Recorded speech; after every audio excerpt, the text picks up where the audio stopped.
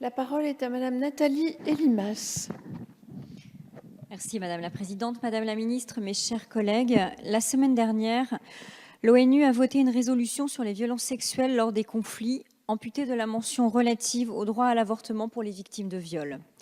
Ce vote révoltant nous rappelle, s'il en était besoin, que les droits des femmes doivent être défendus sans relâche et qu'ils sont malheureusement toujours menacés.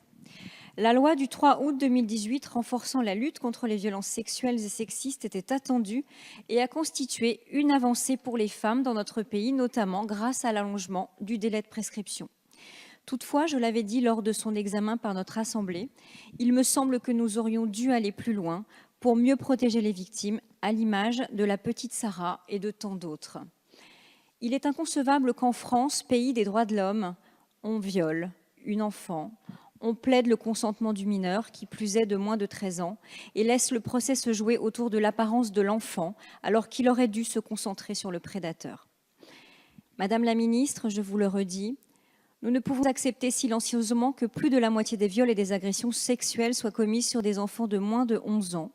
Nous ne pouvons accepter silencieusement que plus de 80% des viols et des agressions sexuelles le soient sur des mineurs. Et nous ne pouvons plus accepter que sur 25 000 plaintes et signalements de viols et d'agressions sexuelles sur mineurs, il n'y a eu que 400 condamnations pour viol. Nous devons, me semble-t-il, impérativement associer un seuil d'âge à une présomption de contrainte et être intransigeant en renversant la charge de la preuve sur l'agresseur pour ne plus jamais questionner le consentement de l'enfant.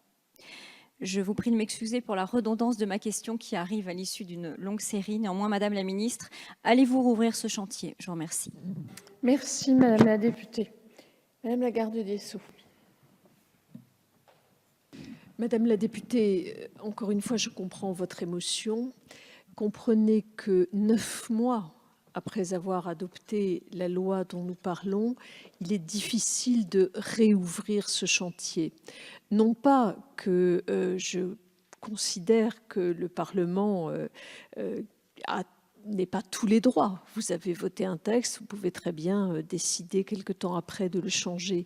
Mais je crois qu'il serait plus raisonnable de faire un bilan au bout d'un an, c'est ce que Alexandra Louis va faire, avant d'envisager une autre hypothèse. Je rappelle simplement devant vous pourquoi nous avons abouti à cette solution dont vous dénoncez le caractère insatisfaisant. Je redis que nous avons remarqué des difficultés constitutionnelles. Quand je dis nous, ce n'est pas nous seulement, c'est le Conseil d'État qui les a soulignés très clairement.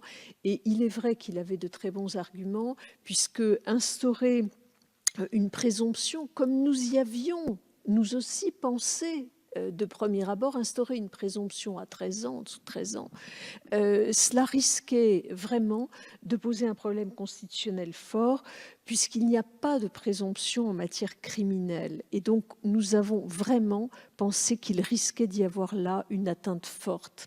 Nous avons également pensé qu'une modification des éléments constitutif du viol, c'était aussi une possibilité, aurait entraîné des difficultés constitutionnelles. Vous ne pouvez pas avoir différentes caractéristiques du viol.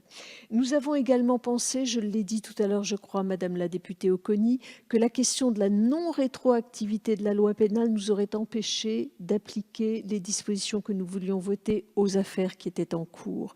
Donc, pour toutes ces raisons, nous avons fait le choix de la disposition interprétative qui a été privilégiée et qui précise que la notion de contrainte et de surprise en cas d'atteinte, qui précise cette notion en cas d'atteinte sexuelle sur mineur de 15 ans, immédiatement applicable. Et je crois sincèrement que les juges peuvent très bien retenir ces éléments-là pour rendre plus facilement leur jugement. Et si vous y ajoutez tout ce dont j'ai déjà parlé, c'est-à-dire notamment les cours criminelles départementales, etc., je pense que nous pouvons aboutir à un résultat plus satisfaisant. Merci Madame la garde des Sceaux. La parole est